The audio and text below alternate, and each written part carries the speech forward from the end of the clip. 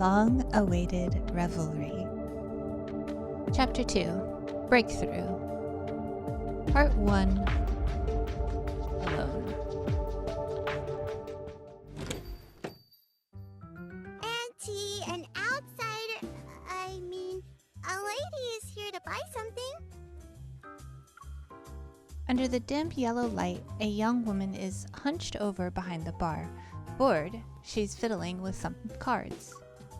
In the center of the graffiti-covered wall is an establishment's somewhat gaudy name, Elysium.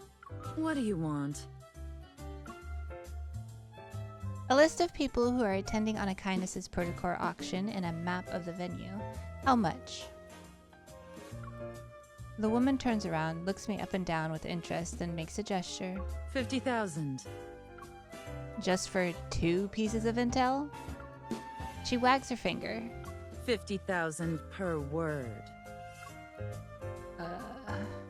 Since you're new and pretty, I'll give you a 5% discount. What do you think?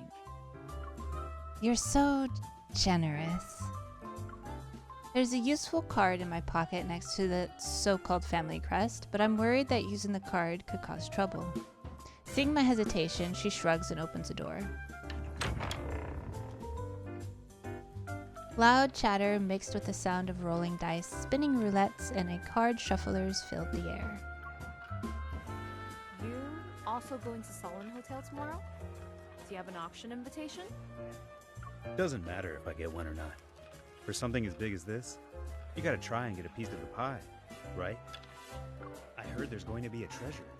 If you manage to get it, you could easily sell it for hundreds of thousands. Do you want to go? Then ask Sylus. I heard if you give him what he wants. Only if I can find Sylus and Anakindness. Haven't you heard? While he was away, big changes happened in their ranks. That explains why it seemed like no one lived in that house for a really long time. My ears prick up, but then the door creaks as it shuts. Did you hear them? Now you understand why these 2 pieces of intel are expensive. And since it's about one of the N109 zone's big shots, of course it's going to cost you. What if I want information about Anakindness? She freezes for a second, then leans in to whisper into my ear. Missy, don't pry into things you shouldn't know. I still got business to take care of.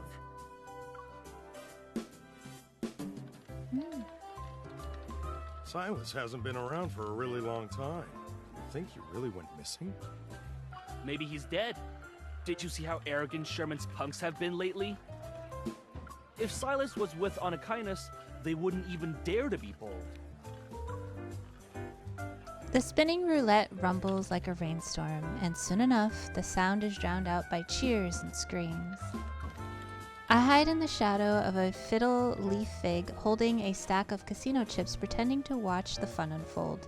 Meanwhile, I eavesdrop on the conversations around me. It seems Anakindness's recent troubles aren't fully related to the Protocol auction. But Sylus disappeared? Isn't he alive and running around? Recalling Sylus's pompous, contemptuous face, I chuckle to myself. If he died, he'd drag the entire N109 zone to hell with him. That's just how he is. Miss, I have a flower. It's for you. I look up. The girl who led me to this place is leaning against the poker table on her tiptoes. She holds a black flower. Thank you. Did you grow up here? Does everyone know Sylus? Yeah, he's a monster with huge wings that never dies. And he has horns. If I don't listen to Auntie, Sylus will find me and feed me to his man-eating birdie. Is she talking about that crow? Everyone is afraid of Sylus, yet they keep trying to make deals with him. Not to mention, he took the initiative to propose a deal with me. Maybe my evil can be used as a valuable tool against him. Suddenly, several gunshots ring out, piercing my eardrums. Everyone looks up at the entrance. We got a party tonight. Bang! The door with broken bolts falls over, and a pair of leather boots steps over it. Don't be nervous. Anakinus's important guest got lost. I'd like to ask everyone to cooperate with our search. A person wearing sunglasses walks in. He's flanked by half a dozen gun-trotting men dressed in black. The sound of guns being loaded with bullets can be heard. Shut the door and search the room. Everyone's about to be entertained. Part 2. Night Raid. Gunfire and the sound of tables and chairs getting knocked over intermingle with N109 zone slang I don't understand. In the hidden utility room, I hug the little girl tightly as I look out the secret window that's facing the lobby. There are so many people. Today's a good day for business. Do you have a death wish? Hide and don't talk. The floor is soaked in blood, and the mice hiding under the floorboards scamper away in fear. Whistling, the man casually strolls over to the bar, rings the bell, and then shoves a photo in front of the shopkeeper. I suggest you bring out our guest. Mr. Sherman's not going to sit around and leave her unattended. Isn't Sylus the leader of Anakinus? Who's Mr. Sherman? I'm sorry she's not here. I'd remember a pretty face if she actually showed up. Gonna keep your mouth shut. Fine. He turns around to face his comrades. His broken, wire-bound jaw opens as he lets out a hoarse cackle. Pry open their mouths one at a time. Someone will spill the beans sooner or later. Missy, they're looking for you, right? The secret window is blocked off, and the woman's voice drifts softly through the gap. Are you gonna hand me over to them? I try to sound calm as I tightly clutch the tranquilizer in my sleeve. I have yet to test the thing Xavier claims could paralyze an elephant, but there aren't many zoos in the N109 zone. Anyone who's Anakinus' target is valuable. I can get a better price if I find the right person. Stay where you are. I don't want to hand you over like this. Suddenly, a crow soars in and dives towards the search party's leader, its razor-sharp wings aimed right at him. What is that? Now! I roll and crawl out of the utility room. As I try to sneak away quietly, someone yanks my collar. I turn around and aim my gun. I see a familiar face in the shadows, his chin slightly raised. So when someone saves you, do you always point your gun at them to express your gratitude? Several bullets graze him only to dissipate into dust. The people who fired the shots are strangled by something. They slump to the ground dead. Remembering the rumors I heard before, as well as this Mr. Sherman, I'm quiet as I look around. Your underlings aren't exactly obedient. Before my mockery, Silas's mouth twitches as if he wants to say something, but in the end, he just purses his lips. Focus on yourself first. Hearing Silas's voice, the search party leader suddenly panics. A cloud of energy particles gathers around him. Several wanderers quickly materialize. Roaring, they rush straight for us. Are they calling for backup because they can't win? How is this not cheating? Sylus grabs my wrist and holds me in his arms. He slides his finger over the trigger on my gun, aiming the weapon at the figure in the center of the room. Do you expect people from the N109 zone to be nice and polite? Part 3. The first deal. The room is a complete mess, with broken objects and overturned tables and chairs strewn about. Wanderers keep appearing one after another. I fall back to the window and think about how likely we can make a run for it. We can't wipe them out. Our only option is to retreat. Do you really believe retreat is a word in my dictionary? While I'm anxious and tired, Sylus is infuriatingly calm and smug. Oh, so you like to be a freeloader, Mr. Sylus. Didn't you see me fighting for my life earlier? Since when was I required to investigate the files the Hunter Association had on you?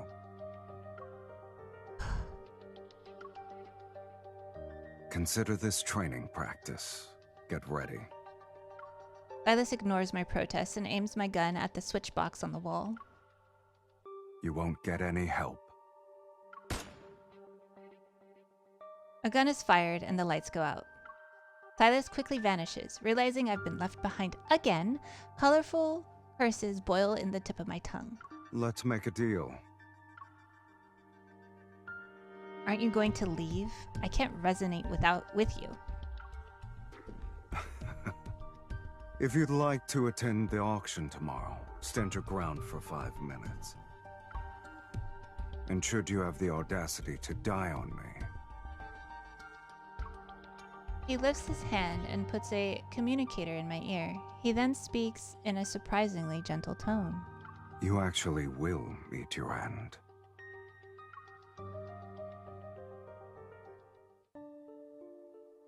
Dim neon lights seep through the cracks in the windows, illuminating the cold rain. The darkness is eerily still, freezing sound and light. I hold my breath and grip my gun more tightly. Stay calm. It's not like I haven't done similar shooting exercises before. I hear heavy footsteps as something approaches. It sounds like monsters trampling on the ground. You're breathing too loudly. So you're the comms channel. I didn't turn off the lights to force you into combat. We're stalling for time.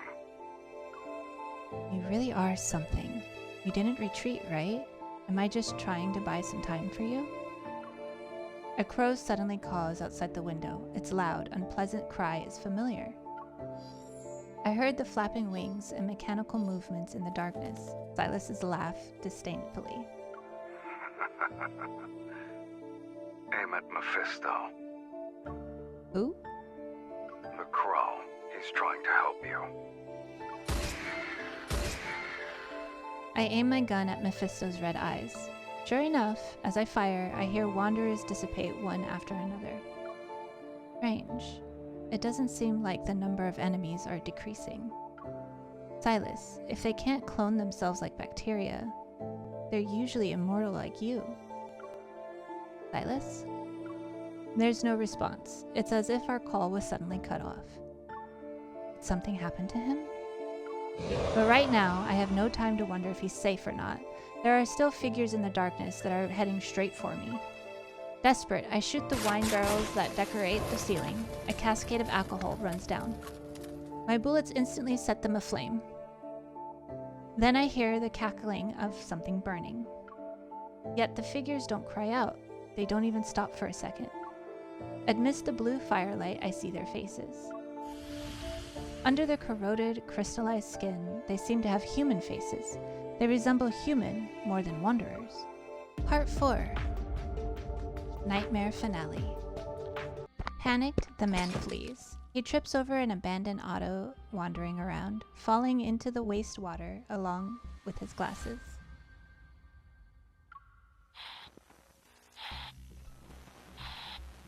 Visitors are not allowed. Please obey the security measures set in place. There are still 67 days until the project's completed.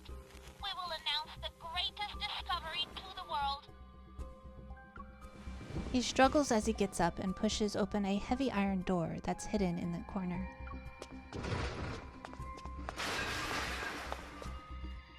Amidst the pile of old, rusty devices, a dark-colored stone platform lights up. After a while, the lights dim, turning into a strange color. The man arches his back and lets out a hoarse, eerie laugh. It's still here. The Flux Nexus. You're done for now.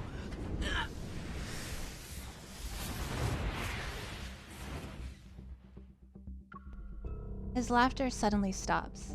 Deadly black-red mist rolls in from all directions.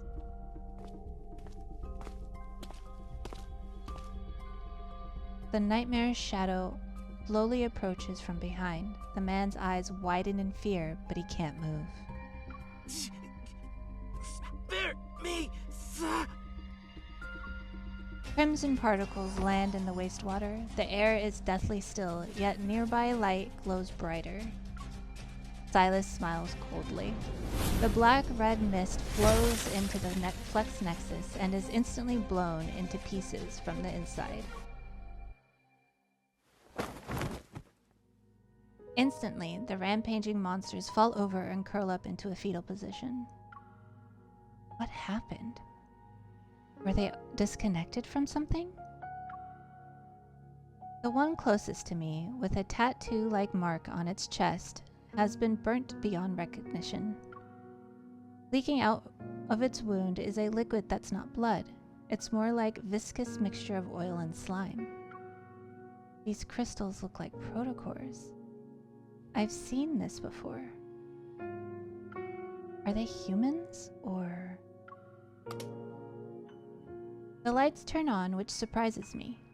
I quietly wrap a tissue around a small crystal and hide it in my sleeve. Then I stand up. Did you finish everything on your side? Let's go. As usual, Sylus is calm. He won't be telling me what he was up to, it seems. Thank you for your patronage. Please be careful out there. The shopkeeper appears from who knows where, waves happily, and suddenly gives me a big hug. With one hand on my shoulder, she opens my pocket and places a small storage device in it. You really are a special person, Missy.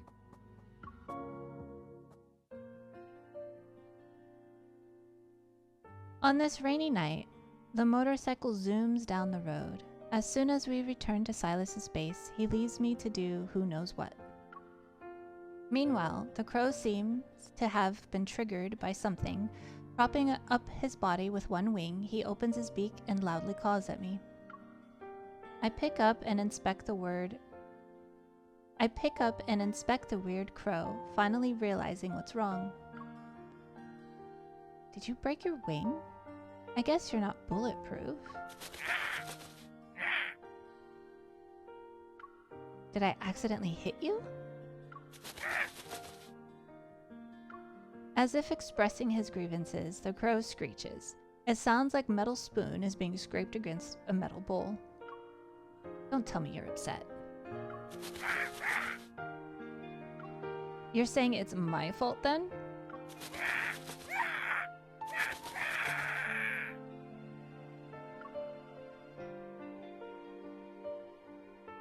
What happened? I turn around and see Sylus walking out with a glass of wine. His gaze sweeps across my face, then lands on what's in my hands. He's saying his wing is broken. He's disabled now. You learned how to speak bird in just a few hours? I'm just explaining the situation on his behalf. Sylus takes the crow from me. My sympathetic gaze follows him. Okay, I'll admit I may have accidentally injured your pet. How should I compensate you? His name is Mephisto. He gets very upset if you call him a pet. Sylus looks at Mephisto's broken wing and glances at me. Did something strange happen before they attacked? I reluctantly swallow my retort as another flame of anger is ignited. You should ask Mephisto what happened. You made him follow me around for observation. True. You're not going to deny it?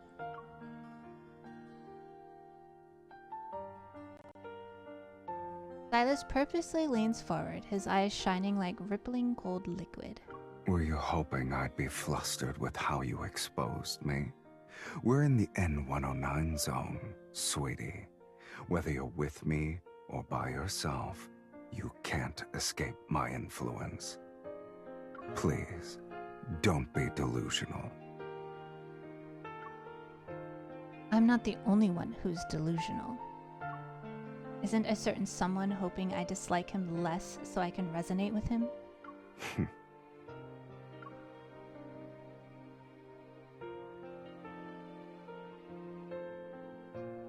Despite having gone through such a big ordeal and being mocked, Sylus still shows no signs of anger.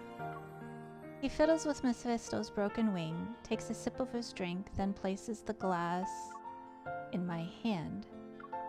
Why am I holding this stupid glass for him? As I try to put it down somewhere, Sylus suddenly turns around, walks to the other side of the room, and calls me over. Hurry up. Huh? Bring me more wine. Am I a bar to you? Compared to you, a bar is more obedient. With his long legs, he reaches the elevator in just a few steps. He turns to see if I haven't caught up to him, so he beckons for me with his hand that's holding Mephisto.